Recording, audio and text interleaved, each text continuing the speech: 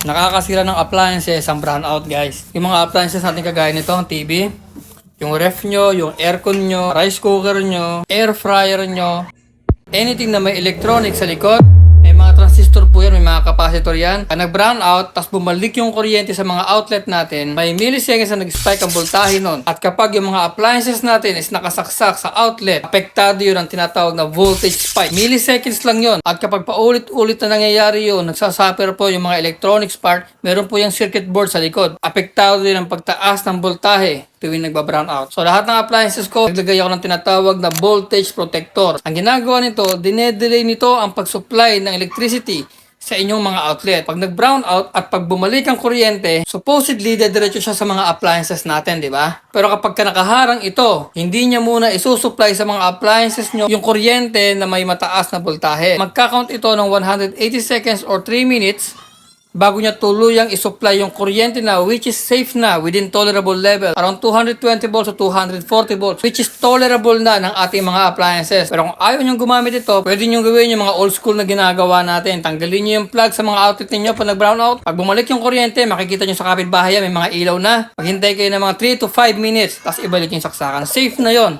within tolerable level na. Ang problema naman sa ganung method, hindi naman tayo laging gising kapag ka nagba-brown out. O minsan, kalat-kalat yung mga appliances natin, hindi para takbuhin natin yung isa-isa, di ba? Mahirap. Kaya ako, lahat ng appliances ko merong ganito. Pwede itong mag-accommodate ng more than one appliances. Meron itong 3,500 watts na allowable. Usually, yung mga gatong TV, yung ref natin, under 1,000 watts yan.